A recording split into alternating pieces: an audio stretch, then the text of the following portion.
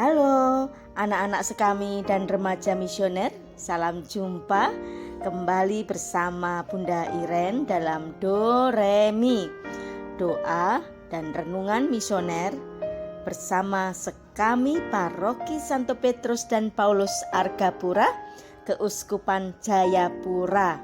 Pada hari ini, Jumat tanggal 2 Januari 2026, merupakan perayaan wajib Santo Basilius Agung dengan warna liturgi putih.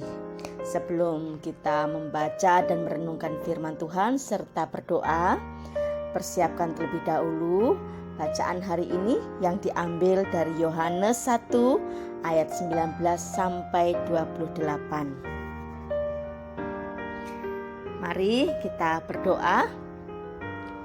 Demi nama Bapa, Putra, dan Roh Kudus, amin. Tuhan Yesus yang penuh kasih, kami mengucap syukur karena Engkau memanggil kami di pagi hari ini. Kami juga mengucap syukur karena Engkau memanggil setiap kami dengan cara yang berbeda. Saat ini kami datang dengan hati yang rindu untuk mendengarkan sabda-Mu.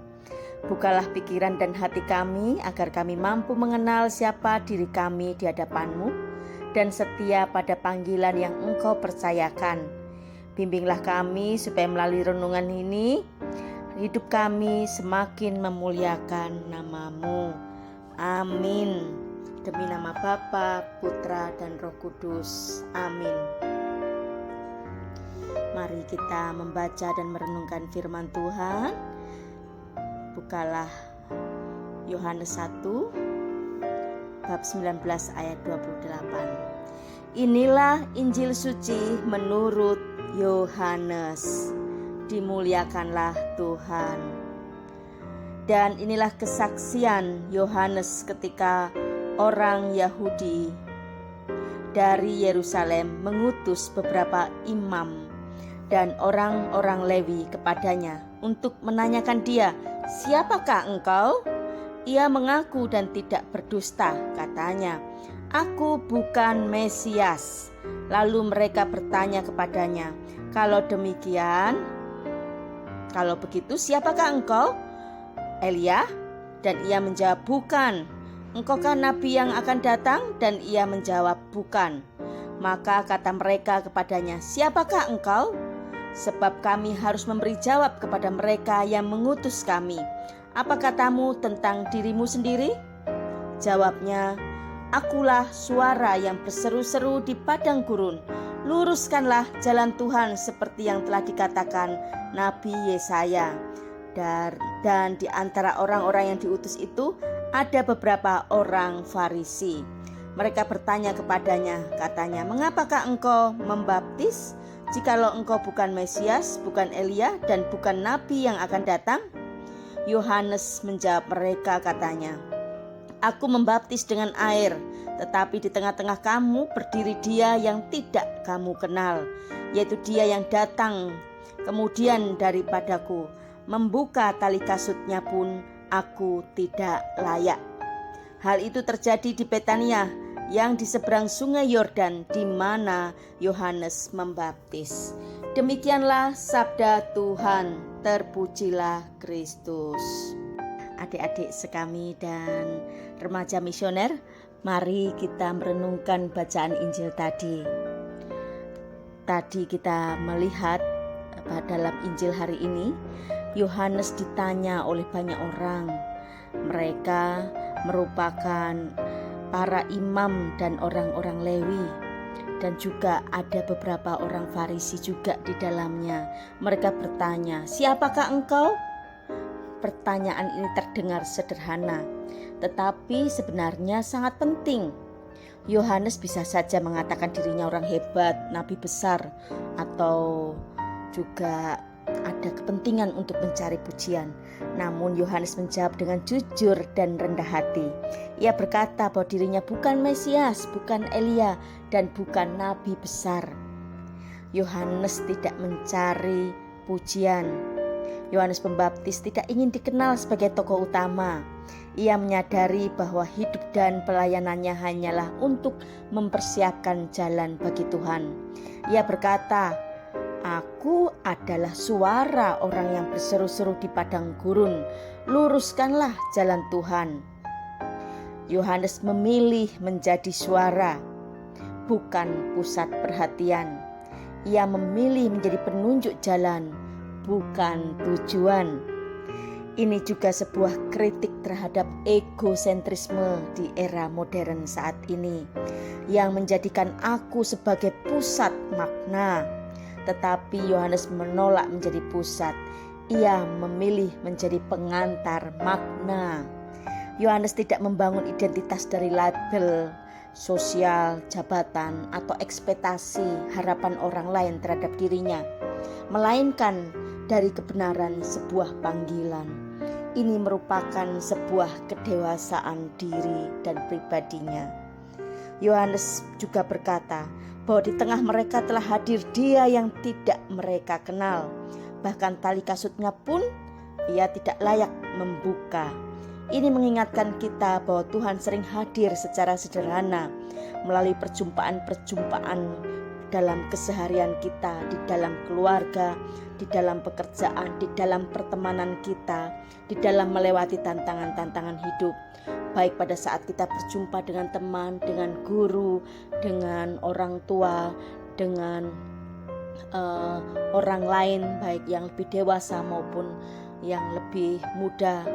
Kita menemukan Tuhan, tapi kita tidak menyadarinya bahwa di dalam diri mereka ada wajah Tuhan yang juga patut untuk kita muliakan. Hari ini gereja juga memperingati Santo Basilius Agung, seorang uskup dan pujangga gereja yang hidup pada abad keempat.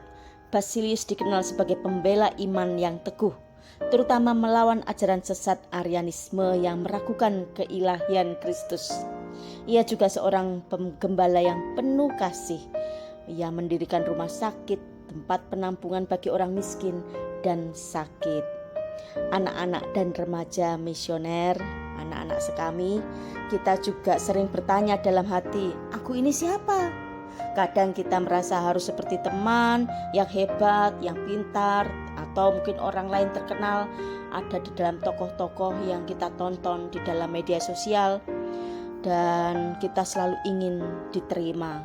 Namun firman Tuhan hari ini mengajarkan bahwa identitas tidak ditentukan oleh pujian orang, nilai sekolah, prestasi kita, atau postingan di media sosial, melainkan oleh kasih Tuhan.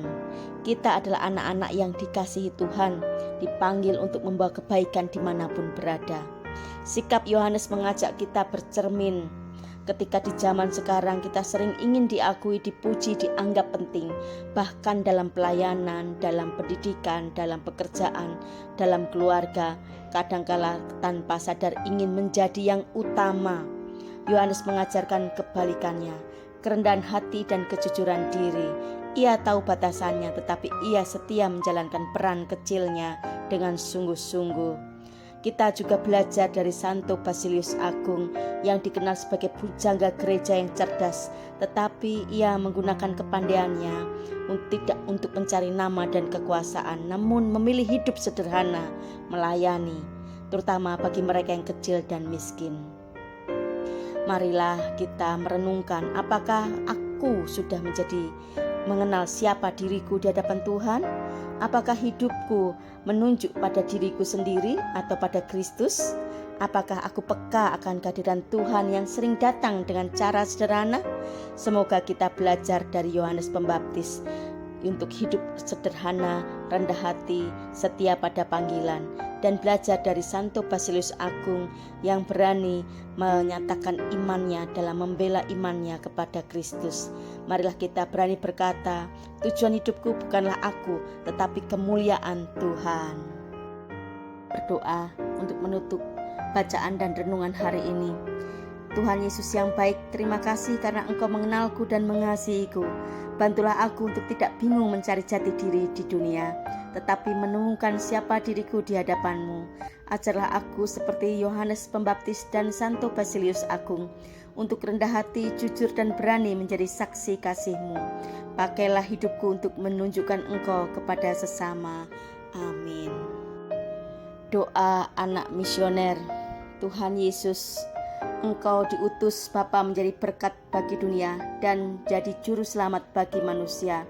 Utuslah kami anak-anak dan remaja misioner di Indonesia untuk menjadi sahabat yang kuat bagi yang lemah, sahabat yang rela berkorban bagi yang menderita payah, sahabat penghibur bagi yang sakit dan gelisah.